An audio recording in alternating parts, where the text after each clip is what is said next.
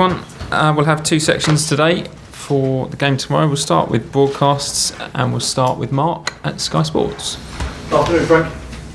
We'll start with your first international break of the season. How have you utilised the time with the squad members that have been left around the training ground? With work, it's a mixed bag this period. So we lose a lot of players. We've got a lot of internationals. So the ones that were here have been working and resting. You have to give them some days to spend with their families, which we did at the front end of it. And working, more on condition really, because we're still in the early stage of the season. So there's not so much tactics you can do without the big group. But the lads have worked hard. We now have the players back, relatively decent and fit, in large, and we're ready for the weekend.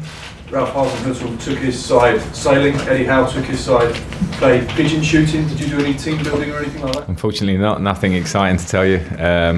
But no, I sometimes I think there's a time and a place for those things, and I respect that, and we will look at those things. But I think sometimes also, it's been intense pre-season. At this level now is intense, away from families a lot. So if there is an opportunity to give up, I think they prefer to be with their families rather than with me on a clay pigeon shoot or something.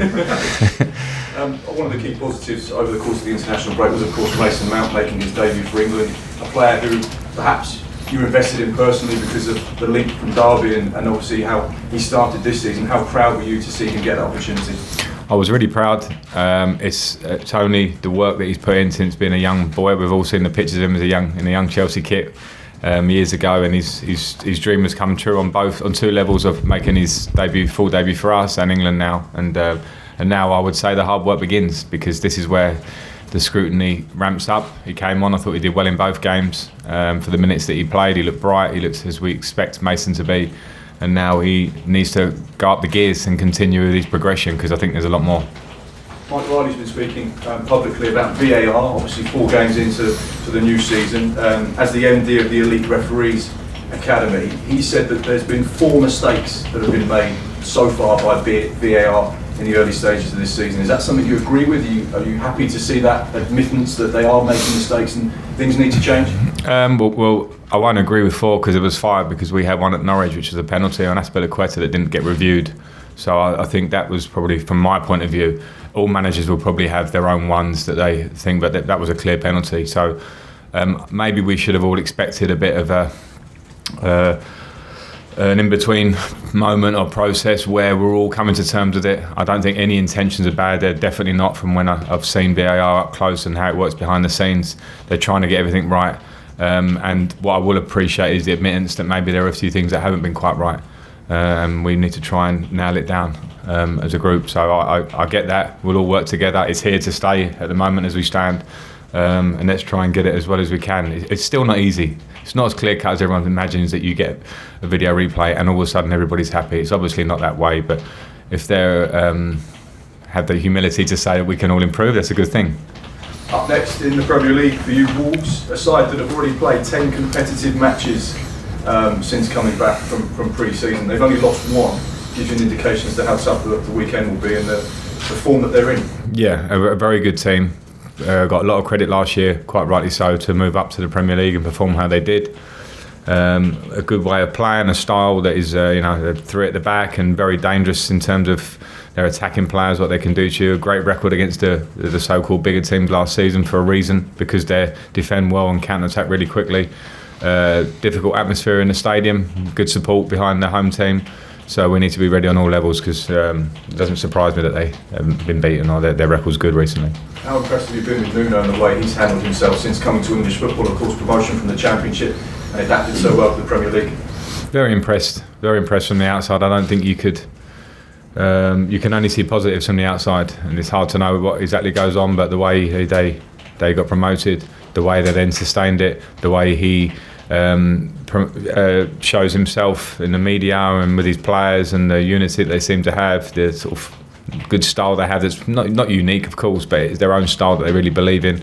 I appreciate managers that have their way and stick to it and have got success for it and stay, I know, humble, but you don't hear him shouting from the rooftops. So I like the way he operates. And just finally for me, what's the Chelsea team news and the latest with Callum Hudson-Odoi? Is he due to play a 23s game today? Yeah, Callum's going to play for the 23s this evening, along with Reece James. so they'll get minutes, which is important now, because Callum's been training with us for a while now, but there are still some issues. We need to make sure that he's okay with the actual injury itself in terms of the strength of where the injury is. And he'll need to get match fit, so these games are really beneficial for him. So it'll be great to see that. And Reece James, similarly, not such a long-term out, but he needs games for the similar reasons. And I'm pleased with that. You know, they're two young players that are going to be big for this club going forward, and we'll all be watching tonight. Adam. Frank, where's Rudiger at with his fitness? Is he ready to play? Rudiger's fit. Yeah, Rudiger's fit to play. Will he go straight back in? How important a role has he got to play this season? Well, yeah, you know, that's obviously a choice for myself, but he'll have an important role. I know how important he's been for the club and the team since he's been here. Personality, character, quality as a defender, international defender, and we've missed him, as we've missed a few frontline players that will certainly strengthen us as a group, and certainly pleased to have him back. He's got that leadership as well that you need. Yeah, I think it's important in a team, particularly when everyone talks about how young we are and how younger we're becoming. I don't want a young team for the sake of it. I want leaders within that.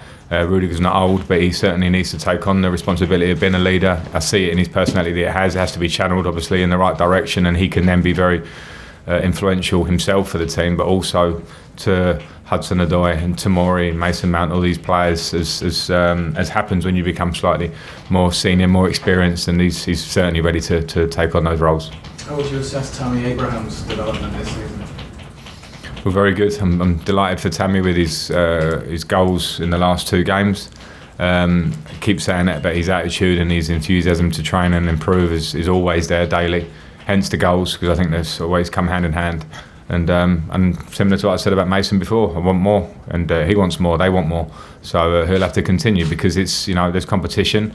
You know, Giroud, Batshuayi, they all want that spot, or they want those spots up front, and they all need to be on their toes. Okay, last one, Lazar. Frank, can I ask you about N'Golo and Mateo Kovacic? How's good's the break been for them, and are they in great condition for this busy period you've got coming? Kovacic is fit to play. N'Golo's not. He's not fit yet, so he still has issues with his ankle. The medical team are working with him. He's in a bit of a transitional period now where we're trying to get him on the pitch, and he's doing some physical work, but this game comes too soon for him. Has he got a long time out, or is it just is he close to coming back? Yeah, hopefully close. Yeah, I think I don't want to jump the gun, because we're waiting for improvement for that final step to get him, you know, where we want him to be on the pitch, obviously. But hopefully that will be within the next week or so. And again, alongside Rudiger and Willian and Callum and Ruben, big players that are going to really up our level, because they're going to compete to play, obviously. And Pedro's okay as well? Pedro's fine, yeah.